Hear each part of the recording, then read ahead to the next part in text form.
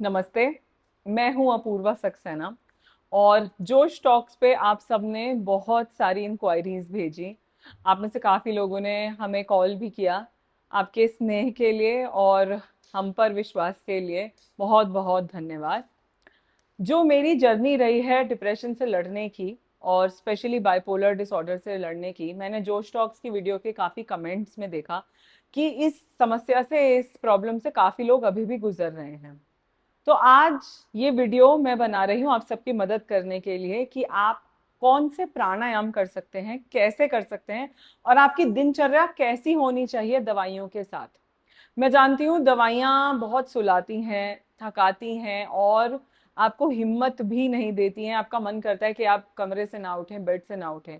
मगर मैं आपको सच कह रही हूँ, अगर आप हर ये चीज जो मैं आपको सिखा रही हूँ दृढ़ निश्चय, संकल्प और स्ट्रॉन्ग विल पावर के साथ करेंगे तो डेफिनेटली आप ठीक हो जाएंगे और आप इस समस्या से पूरी तरह क्योर हो जाएंगे। तो सबसे पहले जो मैं आपको बताना चाहती हूँ, आपको ओम चैंटिंग स्टार्ट करनी है। आपको 21 बार ओम करना है। कैसे ओम का जाप करना है? सांस को भरना है, आओ,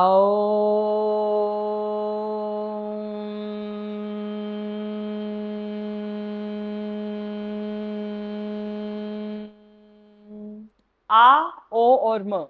ये आपको म सबसे ज्यादा लंबा एक्सटेंड करना है। इसमें एक्सहेल करते हुए ओम बोलना है। अगर आपसे 21 बार नहीं होता तो 3 बार ही करें।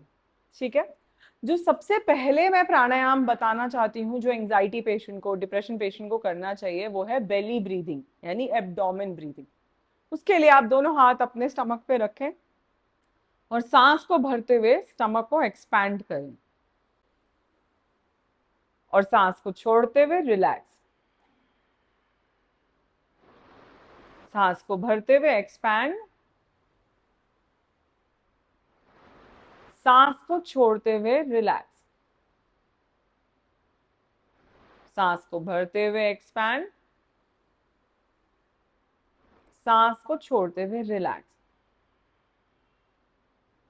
इस प्राणायाम को आप 10 से 12 बार या 15 बार भी कर सकते हैं। इसी प्राणायाम के साथ एक ऐसी ब्रीदिंग टेक्निक मैं आपको सिखाने जा रही हूं जिसको कहते हैं कैंडल ब्लो ब्रीदिंग। यानी कि आपको ये इमेजिन करना है कि आपके सामने एक कैंडल है और आपको उस कैंडल को बुझाना है मुंह से, जैसे हम एक बर्थडे केक की कैंडल को बुझाते हैं। किस तरह? सांस को भरेंगे इस तरह,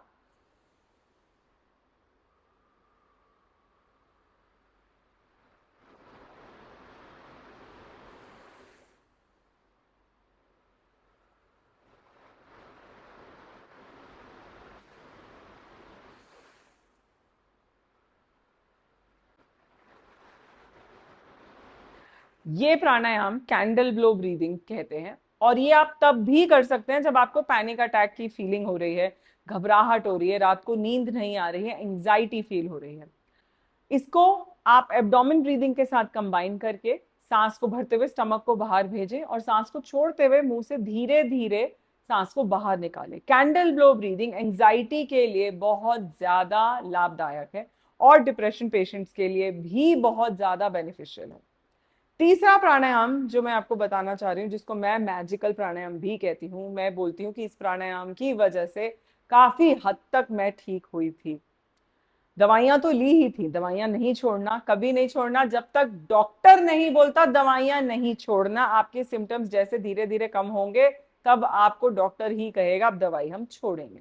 मगर अगर आप ये प्राणायाम करें जो मैं आपको बता रही हूँ, आपको बहुत फायदा होगा। अनुलोम विलोम प्राणायाम, जिसको नाड़ी शोधन प्राणायाम भी कहना है, बिल्कुल सरल और सहज। राइट थंब और रिंग फिंगर, राइट थंब से राइट नॉस्ट्रिल को प्रेस करना है, लेफ्ट से सांस भरना है, लेफ्ट को बंद करना है, राइट से सांस को छोड़ना है। फिर राइट से सांस भरना है, राइट को बंद करना है, लेफ्ट से छोड़ना है। फिर लेफ्ट से सांस भरना है, लेफ्ट को बंद करना है, राइट से छोड़ना है। फिर से राइट से भरना है और लेफ्ट से एक्सहेल करना है। अनुलोम विलोम का एक राउंड होता है लेफ्ट से सांस लेके वापस लेफ्ट पे ही खत्म। ऐसे आपको 20 से 25 राउंड करने हैं, या फिर 15 मिनट तक 5-5 मिनट के टाइमर के ब्रेक लगाकर आपने करना है। अनुलोम विलोम आपकी ब्रेन के लिए बहुत अच्छा है, आपकी anxiety, depression, feelings of restlessness, इन सब के लिए बहुत अच्छा है। अगर आपको लग रहा है 15 मिनट बहुत ज्यादा है, तो आप 5 मिनट भी कर सकते हैं। धीरे धीरे धीरे करके आप बढ़ें। कपाल भाती और भस्त्रिका डिप्रेशन और एंजाइटी पेशेंट्स के लिए बैंड है, बिल्कुल नहीं करना। मैं जानती हूँ ऐसे बहुत से योग स्कूल हैं जो भस्त्रिका प्राणायाम सोहम के माध्यम से कराते हैं, मगर वो प्राणायाम दिमाग से परेशान लोग जिनको डिप्रेशन है, एंजाइटी है, हाई बीपी है, उन्हें बिल्कुल भी नहीं करना है। आपने बेली ब्रीदिंग करनी है, कैंडल ब्लो ब्रीदिंग करनी है और अनुलोम विलोम करना है। किसी भी प्रकार का कुंभक, बाह्य कुंभक यानी सांस को बाहर निकाल के होल्ड नहीं करना, अंतः कुंभक सांस को अंदर लेने के बाद होल्ड नहीं करना। अब इन प्राणायाम के साथ आपको क्या करना है, आपको माइंडफुलनेस की प्रैक्टिस करनी है। आप खाना खा रहे हैं तो स्क्रीन नहीं होना चाहिए आपके साथ। खाना खाते हुए एक एक गिराई को, एक एक बाइट को फील करें, महसूस करें। च्यू करते हुए महसूस करें, फील करें, उसका टेस्ट फील करें। पानी पी रहे हैं तो सिर्फ पानी की, जो आप पानी गल्प कर रहे हैं अंदर, उस पानी की गल्प की आवाज भी सुने, उस पानी को पीते हुए महसूस करें।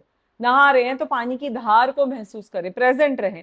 पार्क में गए हैं तो कानों में हेडफोन्स ना लगाएं, बाहर देखें, घास को देखें, पेड़ पत्तों को देखें, फूल को देखें, आसमान को देखें।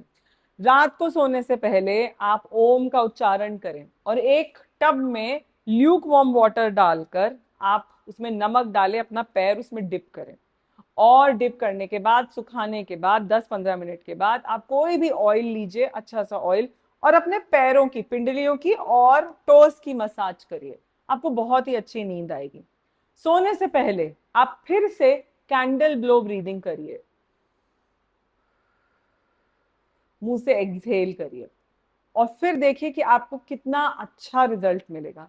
ये प्राणायाम और खास तौर से आपकी नींद 8 से 9 घंटे तक लगातार रहनी चाहिए। आपका स्मार्टफोन आपके बेड से दूर होना चाहिए और रात को सोने से पहले कम से कम आधा घंटा या 40 मिनट पहले आपकी स्क्रीन, आपका फोन और टीवी आपसे दूर होना चाहिए। डिप्रेशन के बहुत सारे रूप हैं, बाइपोलर है, एसएडी है, स्किज़ोफ्रेनिया है, अलग अलग तरह के मेंटल डिसऑर्डर्स हैं, पर्सनालिटी डिसऑर्डर्स हैं। अब पर्सनालिटी डिसऑर्डर्स में ओसीडी भी आता है, ओसीपीडी भी आता है, स्किज़ॉइड भी आता है, बहुत तरीके के हैं। मगर उन सबसे लड़ने के लिए एक दृढ़ शक्ति का होना बहुत जरूरी है। आपको बहुत स्ट्रॉन्ग विल पावर चाहिए कि आप उससे बाहर आ सकें। इन सब के साथ और इस ब्रीदिंग रूटीन को आप 21 दिन तक करिए और हमें बताइए। ज्यादा से ज्यादा आपको रिजल्ट चाहिए तो एक पढ़े लिखे योगा टीचर के अंडर आसन और प्राणायाम करें, मगर मेक श्योर कि आप कपालभाति और भस्त्रिका किसी भी तरीके से नहीं करेंगे, षट क्रिया भी नहीं करेंगे, त्राटक भी नहीं करेंगे। बिल्कुल बेसिक सिंपल आसन, सिंपल प्राणायाम जो मैंने आपको बताए हैं, ध्यान भी नहीं करेंगे। डिप्रेशन पेशेंट स्पेशली जो दवाई ले रहे हैं, उन्हें मेडिटेशन अलाउड नहीं होती मेडिकली, मुझे भी नहीं थी। आज मैं घंटों मेडिटेशन कर पाती हूँ क्योंकि मैं किसी भी दवाई पर निर्भर नहीं करती। जब मैं दवाई खाती थी मुझे मेडिटेशन के लिए मना किया गया था, क्योंकि हमारे ब्रेन में केमिकल्स प्रोड्यूस होते हैं, जिन केमिकल्स का इम्बैलेंस दवाइयां बैलेंस कर रहा होता है, मेडिटेशन उन केमिकल्स को उठाता है, ट्रिगर करता है और वाइब्रेशंस उठाता है। कोई भी प्राणायाम या ध्यान जो हमारे वाइब्रेशंस को ट्रिगर करे, बेचैन करे, हमें परेशान करे, एक जगह बैठने ना दे, आपको वो नहीं करना है। ध्यान आप तभी करेंगे जब आपकी दवाइयां बंद हो चुकी हैं, आपके ब्रेन में केमिकल इम्बैलेंस बैलेंस हो चुका है। तो आशा करती हूँ कि ये वीडियो आपकी मदद करे। धन्यवाद।